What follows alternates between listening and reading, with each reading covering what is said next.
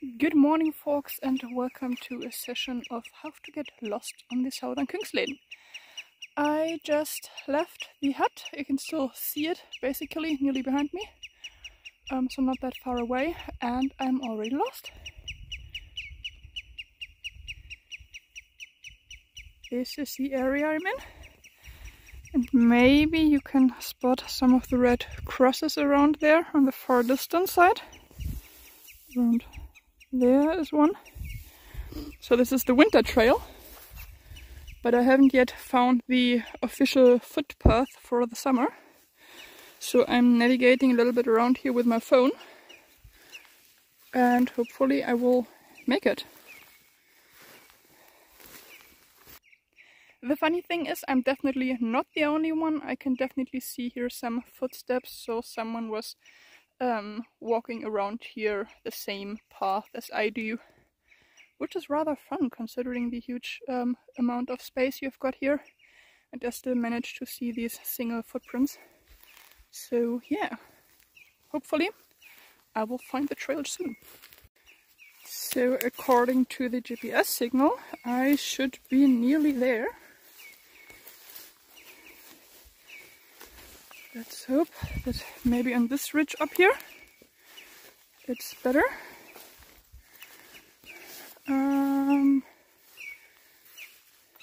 Nope, not really. I can't see any trail, but I know the general direction. So hopefully sooner or later I will come back to the official trail. I found it! I found it. So that's the trail, and it has even got a marking. It's like marking number 10. Summer marking number 10 I found in, that's day number 6 from me. Yeah, it's day number 6 for me, and I've got marking of the summer trail.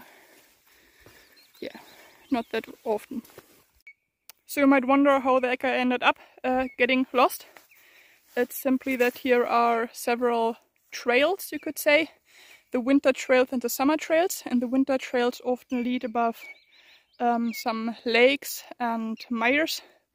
When there's enough snow, that isn't a problem, but for, sorry, mosquitoes. For the summer trail, that's not so good. So yeah, sometimes you have them running roughly parallel. That means you can follow the red crosses, but you still have to get several meters to the left or right, or several tenths of meters, and sometimes 100 meters. And this trail isn't really marked, so you simply follow a footpath. Some people, or a lot of people established over time. And yeah, sometimes people don't find it and walk in the other direction or just follow the crosses. And that's just what I did. But yeah, now I'm back on track, and hopefully it will stay that way, because getting lost out here without having signal isn't just the best situation.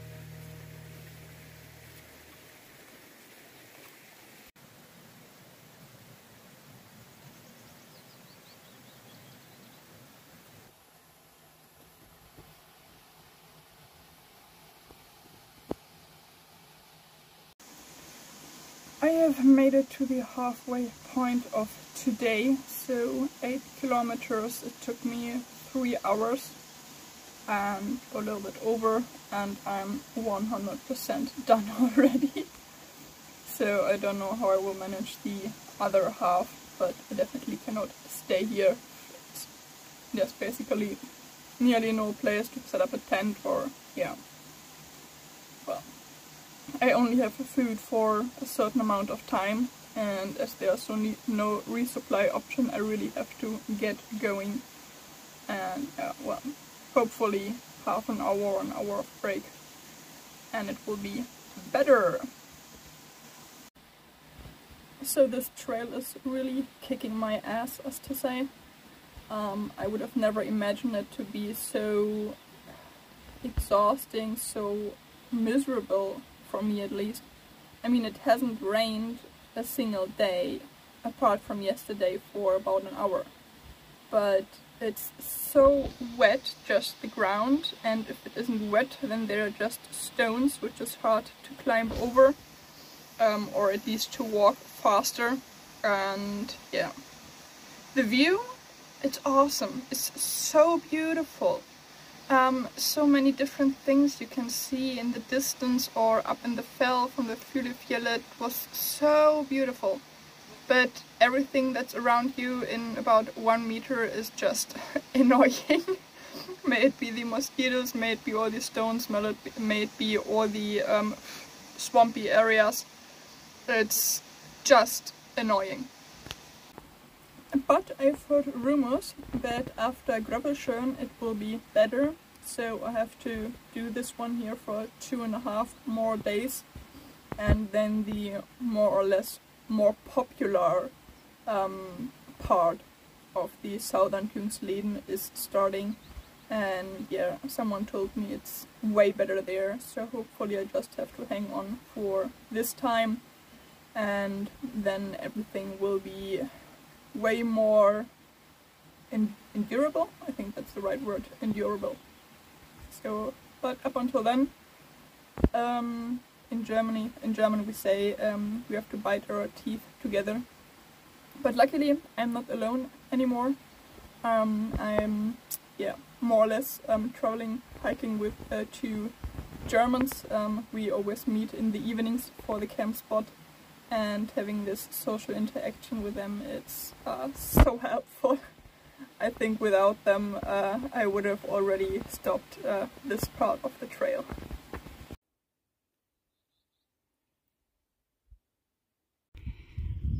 This is one of the examples where it's so really beautiful, the landscape, I think, but I completely have no idea where the heck the trail is. So I came from this area here.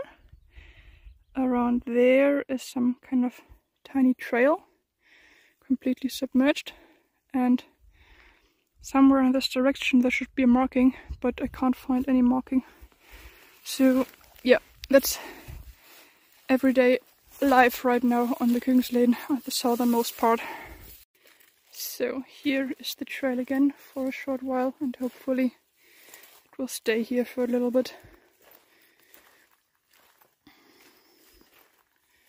But first we have to go in this direction.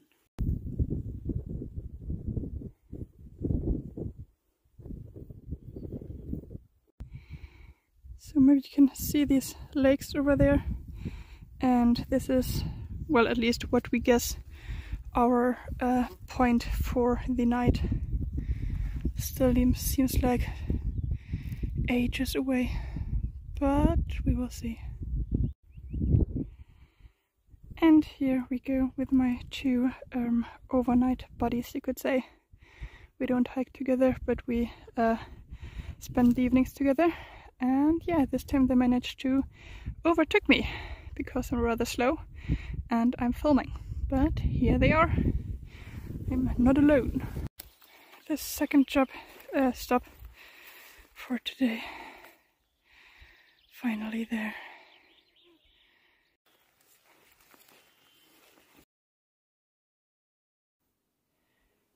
So, this is now a little bit later. To be honest, it is a week later. What happened at this little stuga? I got into some social interaction. Basically, I had the break together with the two Germans, and then for the last 5 kilometers we hiked together to the last hut, and it was really amazing for me. Because for one, I walked a little bit faster, simply because I didn't need to decide every step I had to do. I could just follow the others and put my feet wherever they were putting them, or at least I saw every time it worked I could put my feet there as well, and so it was way less energy I needed for this part. And yeah, it was really fun to have a little exchange. Basically, every time there was something, we could immediately tell something about it to each other, how we liked it or disliked it or whatsoever. So that was kind of different hiking, and yeah, for a change, I really loved it. Yeah, and overall this I didn't film anything. Also in the evening I didn't film and just enjoyed some company. And yeah, at least I had 1 or 2 snippets, but they wouldn't make sense here if I would put them in here. So this is why I decided instead I would tell you a little story that happened at the southern Kungsleden, the southernmost part in the Verirrung National Park. It was roughly around the same time where I did the vlogs for my German channel, but it never made it into it because it was a story of several days. And yeah, when I just entered the Verirrung National Park, I found a little hut and pitched up my tent. And I was inside, and some people were, I heard them, and I was like, well, are there some hikers? Like, are they joining me for the night? Which wasn't the case. It was just an elderly couple coming along the way, probably for a day hike. And I talked to them a little bit, and they told me quite a bit, but as usual I didn't understand everything in Swedish. So it's pretty good, but not everything. And sometimes the essential points, I missed them just. And so I just understood that they had visited their daughter up in the Verirrung. And I was like, well, is she working there or anything? So I was a little bit confused. And well, we parted. They went home. I went back to my tent. And the next evening I spent the next evening I spent at a bigger hut, which there were a lot of people. This time, well, a lot meant we were at the end like 5 or 6 tents. And I met this Swedish woman also solo hiking. And yeah, I talked to her quite a little bit, and yeah, so she said she was on a short trip a few days before the holiday with her family, with her kids would start, and she was simply relaxing a little bit in advance. And so the next day we were supposed to go to the same direction, the waterfall Neue, but I was an early riser, so I was long gone before everyone else woke up. And yeah, in the evening, when I came back from Neue waterfall, I headed to a different hut along the way, and there I met her again. So she did a different route, and she spent her day at the same hut where I was going to spend the night. And so we could talk a little bit again, and she told me that her dad contacted her because there was some reception at the next hut. And that her dad told her that he had met this German female hiker doing these long-distance hike through Sweden. So it was rather fun, and I finally understood the story, because she's living a bit further south, and she was visiting her parents first, and they drove her to the Fuglefjellet National Park, and they joined her for the first few kilometers before turning around, going back home, and she would continue her hike.